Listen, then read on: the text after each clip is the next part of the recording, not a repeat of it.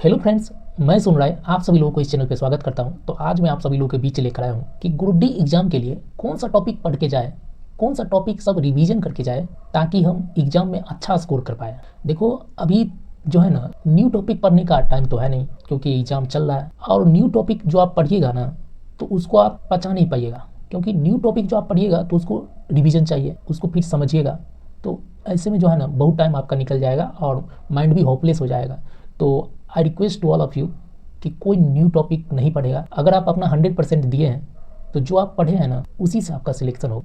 अगर मैथ की बात करें ना तो मैथ में होता क्या है ना कि मैथ में लास्ट टाइम है ना हम लोगों को फार्मूला रिवीजन करना चाहिए। एग्जाम हॉल में होता क्या है ना कि एग्जाम हॉल में लोग फार्मूला भूल जाता है, तो आप सभी लोगों को इस वक्त ना फार्मूला रिवीजन करना चाहिए। जैसे ट्रिग्नोमेट्री का फार्मूला जो है, अलजेब्रा का है, मेंसुरेशन का है, इन सब से जो है ना डायरेक्ट फार्मूला बेस्ड क्वेश्चन आ रहा है। तो आप सभी लोगों को इन सारे टॉपिक का फार्मूला जो है ना रिवीजन करके चले जाना है। और जो भी आप नोट्स बनाए होंगे मैथ का, उन्हीं को रिवीजन करना है। अलग से कुछ पढ़ने की जरूरत नहीं है। मैं बार बार इस चीज़ को बोल रहा हूँ कि न्यू टॉपिक कोई नहीं पढ़ेगा। जो आप पढ़े हैं उसी से आपका सिलेक्शन होगा, अगर आप अपना 100% दिए हैं तो। रीजनिंग की बात करें, कोडिंग डिकोडिंग पे आप सभी लोगों को ज़्यादा फोकस करना है। एनालॉजी को प्रैक्टिस करके जाना है। एनालॉजी में जो प्रश्न आता है ना उसको आपको प्रैक्टिस करके जाना है। काउंटिंग ऑफ फिगर को प्रैक्टिस करके जाना है।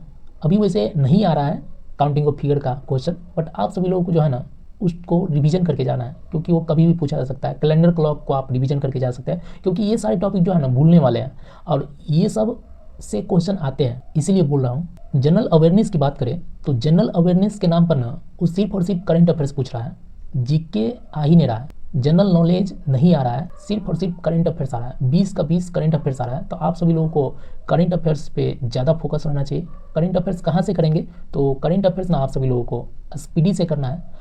अगर आप सभी लोग कोई और सोर्स से फॉलो किए होंगे तो उसी पे टिके रहना है, अलग से कोई पढ़ने की ज़रूरत नहीं है।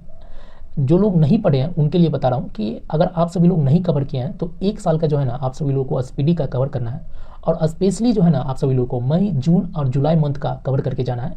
इन 3 मंथ पे ज़्यादा फोकस करना है, क्योंकि इन 3 मंथ से ही फ्रीक्वेंट क्वेश्चन पूछा जा रहा है। साइंस की बात करें तो फिजिक्स में जो है ना आप सभी लोगों को मात्रक एवं बीमा वाला जो है ना चैप्टर उसको रिवीजन कर लेना है। लाइट चैप्टर है उसको रिवीजन करके जाना है। जैसे न्यूटन्स लॉ है, गैसियस लॉ है, उस सबको आपको रिवीजन करके जाना है। और फिजिक्स में न्यूमेरिकल पूछा जाता है तो आपको जो है ना न्यूमेरिकल पे ज़्यादा प्रैक्टिस करना है, क्योंकि लोग एग्जाम हॉल में न्यूमेरिकल ही छोड़ कर आते हैं, बाकी क्वेश्चन तो बना लेते हैं, थ्योरी बेस्ड होता है। तो आप सभी लोगों को न्यूमेरिकल पे अभी ज़्यादा फोकस करना है, उसको आपको ज़्यादा प्रैक्टिस करके जाना है। केमिस्ट्री की बात करें तो केमिस्ट्री में जो है ना आप सभी लोगों को पीरियोडिक टेबल पे ज़्यादा फोकस करना है और केमिकल रिएक्शन पे ज़्यादा फोकस करना है। रिएक्शन वाले सवाल जो है ना आ रहे हैं अभी एग्जाम में, तो उसको आपको ज़्यादा प्रैक्टिस करके जाना है।